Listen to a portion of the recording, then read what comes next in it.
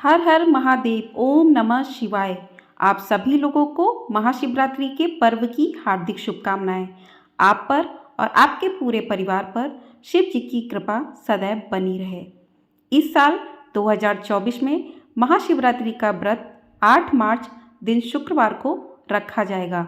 इस दिन आप पूरे मन भाव से शिव जी का व्रत करें और पूरी रात पूरी श्रद्धा के साथ शिव जी का जागरण करें।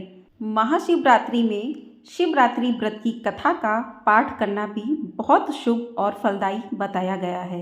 शिव पुराण में बताया गया है कि जाने अनजाने में जो भी मनुष्य और जीव महाशिवरात्रि का व्रत कर लेता है वह शिव कृपा का भागी बन जाता है और उससे यमराज के दूत भी दूर रहते हैं। इसलिए महाशिवरात्रि व्रत में शिव भक्तों को महाशिवरात्रि की इस कथा का पाठ जरूर करना चाहिए। इस दिन आपको कथा पढ़नी या सुननी अवश्य चाहिए। तो आज की वीडियो में हम सुनेंगे महाशिवरात्रि व्रत की संपूर्ण कथा। तो आपसे अनुरोध है कि आप कथा को पूरा अवश्य सुने, कथा को बीच में अधूरा बिल्कुल भी ना छोड़ें। तो चलिए महाशिवरात्रि व्रत की कथा को शुरू करते हैं। एक बार माता पार्वती ने भगवान शिव शंकर से पूछा, ऐसा कौन सा श्रेष्ठ तथा सरल व्रत पूजन है जिससे मृत्युलोक के प्राणी आपकी कृपा सहज ही प्राप्त कर लेते हैं। उत्तर में शिव जी ने पार्वती को शिवरात्रि के व्रत का विधान बताकर यह कथा सुनाई। पौराणिक कथा के अनुसार पूर्व काल में चित्रभानु नामक एक शिकारी था। जानवरों की हत्या करके वह अपने परिवार को पालता था। वह एक साहूकार का कर्जदार था, लेकिन उसका ऋण समय पर ना चुका सका। क्रोधित साहूकार ने शिकारी को शिव मठ में बंदी बना लिया। संयोग से उस दिन शिवरात्रि थी। शिकारी ध्यान मग्न होकर शिव संबंधी धार्मिक बातें सुनता रहा। चतुर्दशी को उसने शिवरात्रि व्रत की कथा भी सुनी। शाम होते ही साहूकार ने उसे अपने पास बुलाया और ऋण चुकाने के विषय में बात की। शिकारी अगले दिन सारा ऋण लौटा देने का वचन देकर बंधन से छूट गया। अपनी दिनचर्या की भांति वह जंगल में शिकार के लिए निकला, लेकिन दिन भर बंदी गृह में रहने के कारण भूख प्यास से व्याकुल था। शिकार खोजता हुआ वह बहुत दूर निकल गया। जब अंधकार हो गया तो उसने विचार किया कि रात जंगल में ही बितानी पड़ेगी। वह वन एक तालाब के किनारे एक बेल के पेड़ पर चढ़कर रात बीतने का इंतजार करने लगा। बिल्व वृक्ष के नीचे शिवलिंग था जो बिल्व पत्रों से ढका हुआ था। शिकारी को उसका पता ना चला। पड़ाव बनाते समय उसने जो टहनियाँ तोड़ी वे संयोग से शिवलिंग पर गिरती चली गईं। इस प्रकार दिन भर भूखे प्यासे शिकारी का व्रत हो गया और शिवलिंग पर बिल्व पत्र भी चढ़ गया। एक पहर बीत जाने पर एक गड़बड़ी हिरनी तालाब पर पानी पीने पहुंची। शिकारी ने धनुष पर तीर चढ़ाकर ज्यों ही प्रत्यंचा खींची, हिरणी बोली, मैं गड़बड़ी हूँ, शीघ्र ही प्रसव करूंगी। तुम एक साथ 2 जीवों की हत्या करोगे जो बिल्कुल भी ठीक नहीं है। मैं बच्चे को जन्म देकर शीघ्र ही तुम्हारे समक्ष प्रस्तुत हो जाऊंगी, तब मार लेना। शिकारी ने प्रत्यंचा ढीली कर दी और हिरणी जंगली झाड़ियों में लुप्त हो गई। प्रत्यंचा चढ़ाने तथा ढीली करने के वक्त कुछ बिल्व पत्र अनायास ही टूटकर शिवलिंग पर गिर गए। इस प्रकार उससे अनजाने में ही प्रथम पहर का पूजन भी संपन्न हो गया। कुछ ही देर बाद एक और हिरणी उधर से निकली। शिकारी की प्रसन्नता का ठिकाना ना रहा। समीप आने पर उसने धनुष पर बाण चढ़ाया। तब उसे देख हिरणी ने विनम्रतापूर्वक निवेदन किया, हे शिकारी, मैं थोड़ी देर पहले ऋतु से निवृत्त हुई हूँ, कामातुर गृहिणी हूँ, अपने प्रिय की खोज में भटक रही हूँ। मैं अपने पति से मिलकर शीघ्र ही तुम्हारे पास आ जाऊंगी। शिकारी ने उसे भी जाने दिया। 2 बार शिकार को खोकर उसका माथा ठनका। वह चिंता में पड़ गया। रात्रि का आखिरी पहर बीत रहा था। इस बार भी धनुष से लगकर कुछ बेलपत्र शिवलिंग पर जा गिरे तथा दूसरे पहर की पूजा भी संपन्न हो गई। तभी एक अन्य हिरणी अपने बच्चों के साथ उधर से निकली। शिकारी के लिए यह स्वर्णिम अवसर था। उसने धनुष पर तीर चढ़ाने में देर नहीं लगी। वह तीर छोड़ने ही वाला था कि हिरणी बोली, हे शिकारी, मैं इन बच्चों को इनके पिता के हवाले करके लौट आऊंगी। इस समय मुझे मत मारो। शिकारी हंसा और बोला, सामने आए शिकार को छोड़ दूं? मैं ऐसा मूर्ख नहीं हूं। इससे पहले मैं 2 बार अपना शिकार खो चुका हूं। मेरे बच्चे भूख प्यास से व्यग्र हो रहे होंगे। उत्तर में हिरणी ने फिर कहा, जैसे तुम्हें अपने बच्चों की ममता सता रही है, ठीक वैसे ही मुझे भी सता रही है। हे शिकारी, मेरा विश्वास करो, मैं इन्हें इनके पिता के पास छोड़कर तुरंत लौटने की प्रतिज्ञा करती हूँ। हिरणी का दुख भरा स्वर सुनकर शिकारी को उस पर दया आ गई। उसने उस मृगी को भी जाने दिया। शिकार के अभाव में तथा भूख प्यास से व्याकुल शिकारी अनजाने में ही बेल वृक्ष पर बैठा बेलपत्र तोड़ तोड़कर नीचे फेंकता जा रहा था। पाँव फटने को हुई तो एक हष्ट-पुष्ट मृग उसी रास्ते पर आया। शिकारी ने सोच लिया कि इसका शिकार वह अवश्य करेगा। शिकारी की तनी प्रत्यंचा देखकर मृग विनीत स्वर में बोला, हे शिकारी, यदि तुमने मुझसे पूर्व आने वाली 3 मृगियों तथा छोटे छोटे बच्चों को मार डाला है तो मुझे भी मारने में विलंब ना करो, ताकि मुझे उनके वियोग में एक क्षण भी दुख ना सहना पड़े।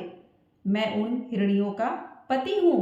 यदि तुमने उन्हें जीवन दान दिया है तो मुझे भी कुछ क्षण का जीवन देने की कृपा करो। मैं उनसे मिलकर तुम्हारे समक्ष उपस्थित हो जाऊंगा। मृग की बात सुनते ही शिकारी के सामने पूरी रात का घटना चक्र घूम गया। उसने सारी कथा मृग को सुना दी। तब मृग ने कहा, मेरी तीनों पत्नियां जिस प्रकार प्रतिज्ञाबद्ध होकर गई हैं, मेरी मृत्यु से अपने धर्म का पालन नहीं कर पाएंगी। अतः जैसे तुमने उन्हें विश्वास पात्र मानकर छोड़ा है, वैसे ही मुझे भी जाने दो। मैं उन सबके साथ तुम्हारे सामने शीघ्र ही उपस्थित होता हूँ। शिकारी ने उसे भी जाने दिया। इस प्रकार प्रातः हो गई। उपवास, रात्रि जागरण तथा शिवलिंग पर बेलपत्र चढ़ने से अनजाने में ही पर शिवरात्रि की पूजा पूर्ण हो गई। पर अनजाने में ही की हुई पूजन का परिणाम उसे तत्काल मिला। शिकारी का हिंसक हृदय निर्मल हो गया। उसमें भगवत शक्ति का वास हो गया। थोड़ी ही देर बाद वह मृग सपरिवार शिकारी के समक्ष उपस्थित हो गया ताकि वह उनका शिकार कर सके। किंतु जंगली पशुओं की ऐसी सत्यता, सात्विकता एवं सामूहिक प्रेम भावना देखकर शिकारी को बड़ी ग्यालनी हुई और उसने मृग परिवार को जीवन दान दे दिया। अनजाने में शिवरात्रि के व्रत का पालन करने पर भी शिकारी को मोक्ष की प्राप्ति हुई। जब मृत्यु काल में यमदूत उसकी जीव को ले जाने आए तो शिवगणों ने उन्हें वापस भेज दिया तथा शिकारी को शिवलोक ले गए। शिव जी की कृपा से ही अपने इस जन्म में राजा चित्रभानु अपने पिछले जन्म को याद कर पाए तथा महाशिवरात्रि के महत्व को जानकर उसका अगले जन्म में भी पालन कर पाए। लोक से समस्त देव समाज भी इस घटना को देख रहा था। घटना की परिणति होते ही देवी देवताओं ने पुष्प वर्षा की।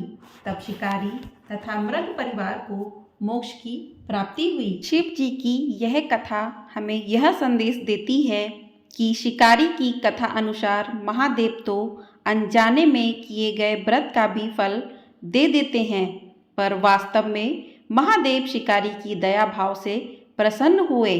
अपने परिवार के कष्ट का ध्यान होते हुए भी शिकारी ने मृग परिवार को जाने दिया। यह करुणा ही वस्तुतः उस शिकारी को उन पंडित एवं पुजारियों से उत्कृष्ट बना देती है, जो कि सिर्फ रात्रि जागरण, उपवास एवं दूध दही बेलपत्र आदि द्वारा शिव को प्रसन्न कर लेना चाहते हैं। इस कथा में सबसे महत्वपूर्ण बात यह है कि इस कथा में अनजाने में हुए पूजन पर विशेष बल दिया गया है।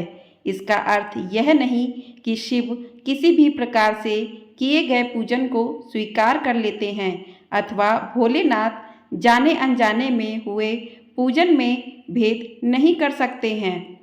वास्तव में वह शिकारी शिव पूजन नहीं कर रहा था। इसका अर्थ यह भी हुआ था कि वह किसी तरह के किसी फल की कामना भी नहीं कर रहा था। उसने मृग परिवार को समय एवं जीवन दान दिया, जो कि शिव पूजन के समान है। शिव का अर्थ ही कल्याण होता है।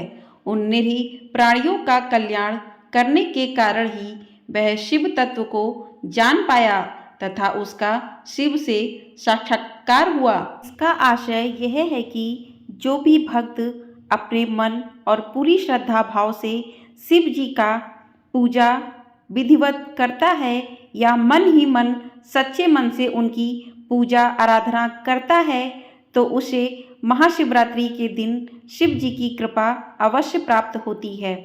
इस कथा को जो कोई भी पढ़ता या सुनता है, उसकी सभी मनोकामनाएं भी पूरी होती हैं। तो आइए सुनते हैं शिव चालीसा। गणेश गिरिजा सुवन मंगल मूल सुजान, कहत अयोध्या दास तुम देहु अभय वरदान। जय गिरिजापति दीन दयाला, सदा करत संतन प्रतिपाला। भाल चंद्रमा सोवत नीके, कानन कुंडल नाग फनीके। अंग गौर शिव शिर गंग बहाए, मुंड माल तन छार लगाए। बस्त खाल बागंबर सोहे, छवि को देख नाग मुनि मोहे। मैना मातु की है दुलारी, बाम अंग सोवत छवि न्यारी। करत शूल सोवत छवि भारी, करत सदा संतुगन छयकारी। नंदी गणेश सोए तय कैसे, सागर मध्य कमल है जैसे। कार्तिक श्याम और गणराऊ, या छवि को कही जात नकाऊ। देवन जब ही जाए पुकारा, तभी दुख प्रभु आप निवारा। किया उपद्रव तारक भारी, देवन सब मिली तुम्हें जुहारी। तुरत सडानन आप पठायो, लब निमेष मह गमारी गिरायो। आप जलंधर असुर सहारा, सुवस तुम्हार विदित संसारा। त्रिपुरा सुर सन युद्ध मचाई, सबई कृपा कर लीन बचाई। किया तपई भागीरथ भारी, पूरब प्रतिज्ञा तशु पुरारी। दानिन मह तुम सम को नाही, सेवक स्तुति करत सदाई। वेद नाम महिमा तब गाई, अकत अनादि वेद नहीं पाई। प्रगट उदति मंथन में ज्वाला, जरे सुरासुर भय बिहाला। कीन दया तय करी सहाई, नीलकंठ तब नाम कहाई। पूजन रामचंद्र जब कीना, जीत के लंक विभीषण दीना। सहस कमल में हो रही धारी, कीन परीक्षा तवै तुम्हारी। तभै पुरारी एक कमल प्रभु राखै जोई, कमल नयन पूजत सै छोई। कठिन भक्ति देखी प्रभु शंकर, भय प्रसन्न दिए इच्छित वर। जय जय जय अनंत अविनाशी, करत कृपा सबके घटवासी। दुष्ट सकल निति मोहि सतावे, भ्रमत रहे मोहि चैन न आवे। त्राहि त्राहि मैं नाथ पुकारो, यही अवसर मोहियान उबारो। ले त्रिशूल शत्रुघ्न को मारो, संकट में शत्रुघ्न को मारो। संकट से मोहियान उबारो। मातु पिता भ्राता सब कोई, संकट में पूछत नहीं कोई। स्वामी एक आस तुम्हारी, आय हरई वो संकट भारी। धन निर्धन को देत सदाई, जो कोई जांचे वो फल पाई। स्तुति के विधि करो तुम्हारी, क्षमो नाथ अब चूक हमारी। शंकर हो संकट के नाशन, मंगल कारण विघ्न विनाशक। योगी यति मुनि ध्यान लगावे, नारद शारद शीश नवावे। नमो नमो जय नमो शिवाय, सुर ब्रह्मादिक पार न पाए। जो यह पाठ करे मन लाई, तापर होते शंभु सहाई। श्रृणिया जो कोई होय अधिकारी, पाठ करे सो पावनहारी। पुत्रहीन करे इच्छा होई, निश्चय शिव प्रसाद ते होई। पंडित त्रयोदशी को लावे, ध्यान पूर्वक होम करावे। त्रयोदशी व्रत करे हमेशा, तन नहीं ताके रहे कलेशा। धूप दीप नैवेद्य चढ़ावे, शंकर सम्मुख पाठ सुनावे। जन्म जन्म के पाप नसावे, अंतवास शिवपुर में पावे। कहे अयोध्या आस तुम्हारी, जाने सकल दुख हरो हमारी। नित्य नेम कर प्रातः ही, पाठ करो चालीसा। तुम मेरी मनोकामना पूर्ण करो जगदीश। मगसर छठी हेमंत ऋतु, संवत 64 जान। स्तुति चालीसा से भई, पूर्ण कीन कल्याण। जय शिव शंभु, श्री शिवाय नमस्तुभ्यम। अब सुनते हैं शिव जी की आरती। ओम जय शिव ओंकारा, स्वामी जय शिव ओंकारा। ब्रह्मा विष्णु सदाशिव, ब्रह्मा विष्णु सदाशिव, अर्धांगी धारा। ओम जय शिव ओंकारा। एकानन चतुरानन, पंचानन राजे। हंसानन गरुड़ासन, वृषवाहन साजे। ओम जय शिव ओंकारा। दो भुज चार चतुर्भुज, 10 भुज अति सोहे। त्रिगुण रूप निरखता, त्रिभुवन जन मोहे। ओम जय शिव ओंकारा। माला बनमाला, रुणमाला धारी। चंदन मृग मद सोहे, भाले शशिधारी। ओम जय शिव ओंकारा। श्वेतांबर पीतांबर, बागंबर अंगे। सनकादिक गरुड़ादिक, भूतादिक संगे। ओम जय शिव ओंकारा। कर के मध्य कमंडलु, चक्र त्रिशूल धरता। जग करता जग भरता, जग संहार करता। ओम जय शिव ओंकार। ब्रह्मा विष्णु सदाशिव, जानत अभिवेका। प्रणवाक्षर के मध्य, ये तीनों एका। ओम जय शिव ओंकारा। काशी में विश्वनाथ विराजत, नंदी ब्रह्मचारी। नितूट भोग लगावत, महिमा अति भारी। ओम जय शिव ओंकारा। त्रिगुण शिव जी की आरती, जो कोई नर गावे। कहत शिवानंद स्वामी, मनवांछित फल पावे।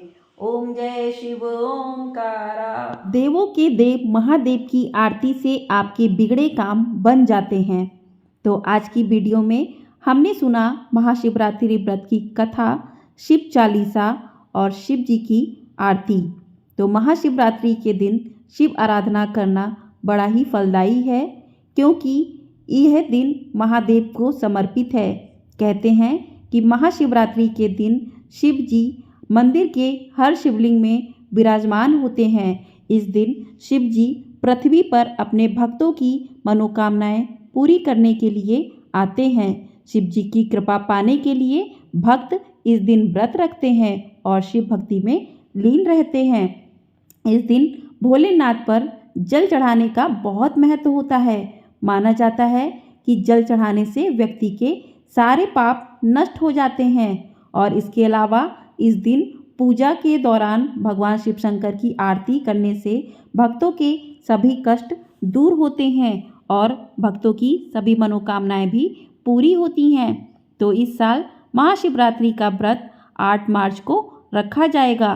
तो जो भी भक्त पूरी श्रद्धा, पूरे भाव से, पूरे सच्चे मन से महाशिवरात्रि का व्रत करते हैं, कथा सुनते हैं, शिव जी का पूरे दिन ओम नमः शिवाय का जाप करते हैं, तो उनकी सभी मनोकामनाएं पूरी होती हैं। आप इस दिन शिव जी का पूरे मन भाव से श्री शिवाय नमस्तुभ्यम, ओम नमः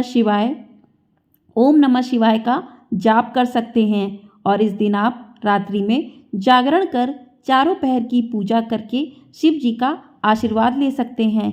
यदि आप पूजा नहीं कर सकते हैं तो प्रदोष काल में पूजा करके शिव जी का आशीर्वाद ग्रहण कर सकते हैं। तो इस प्रकार से महाशिवरात्रि का व्रत जो भी कोई भक्त करता है तो उसकी सभी मनोकामनाएं पूरी होती हैं और उसके सभी पाप नष्ट हो जाते हैं और उसे मोक्ष की प्राप्ति भी होती है।